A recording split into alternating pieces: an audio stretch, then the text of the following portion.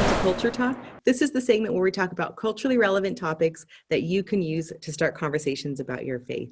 And I am joined today with RTB scholar and theologian Krista Bontrager. Thank you for joining us today, Krista.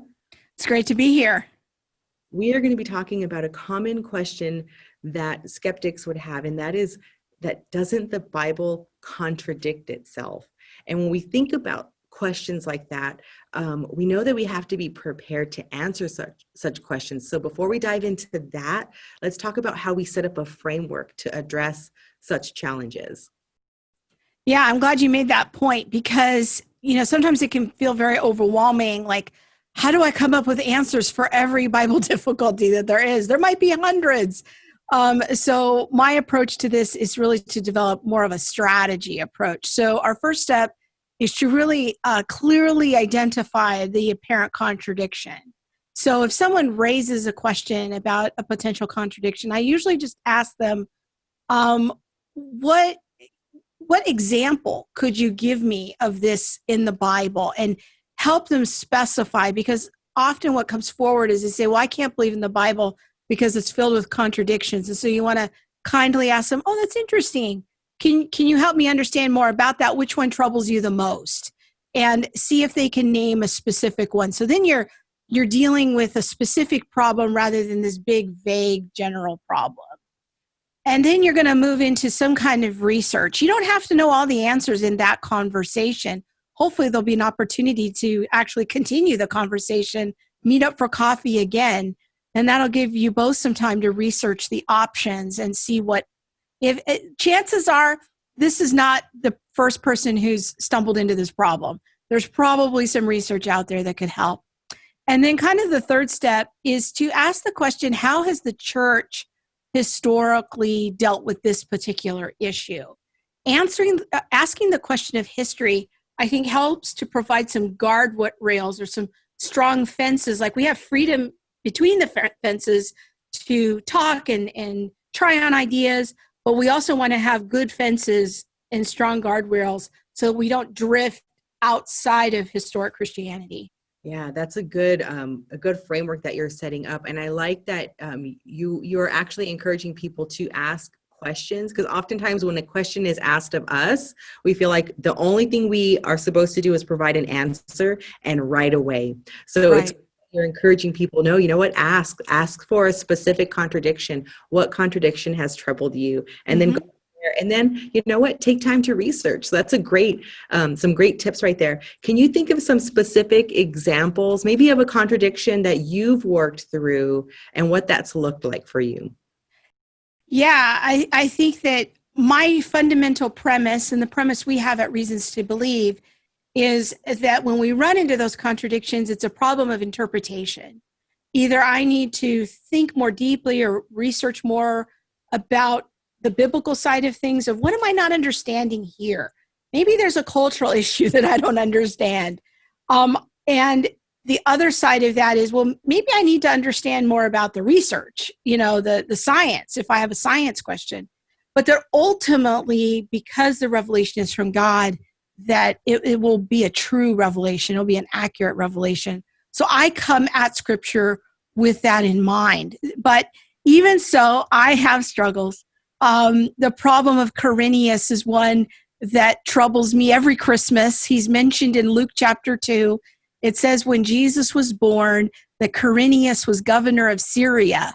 And in Matthew's gospel, it says that Herod was the king at that time. Well, the problem is that from secular history, those two don't seem to line up, of Quirinius being governor at the same time that Herod was the king. And so that's something that I can't reconcile yet, but I do spend time every Christmas usually looking at it, seeing what was published in the last year, and kind of continuing to work on that. Yeah, you know what? And that is such a specific difficulty that you are wrestling with. And I love that. I would think that even in sharing that with the skeptic, that would go a long way in showing that you don't just have blind faith that doesn't engage in the Bible and in the history, but that you are actually wrestling with some stuff yourself as well. I think that would be very helpful. So for someone who maybe doesn't have as deep a question as you have, and they're starting to have conversations with skeptics or from those who are even within the Christian faith, but they're struggling on their own, what would you recommend, kind of a starting point? How do I even walk away from the conversation and research and then come Yeah. back? Where do I even go? Yeah, I love that. And I love your heart for always redirecting us to think about the person who's searching and the person who's struggling. And I love that voice, because it's totally okay to not have all the answers up front. Totally okay. And in fact, it can actually become a blessing, because when you're looking for these answers, like I said before, chances are you're not the first person that has this question. There's probably some people that have looked into this.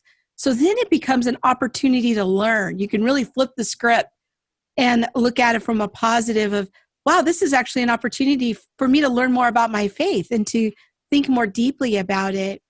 And the other tip I might offer is to just ask God to help you on your journey.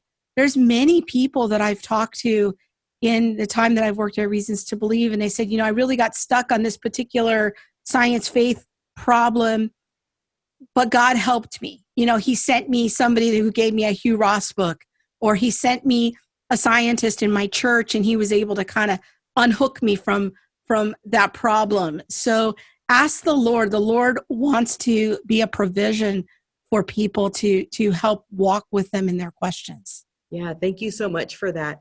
Do you have any specific websites or resources that you would point people to? And one that I think we would both agree on is going to reasons.org, especially if you have a question concerning science and faith. But do you have any other For sure. Yeah, reasons.org. If people are struggling with that tension on science and faith, that's the place to go.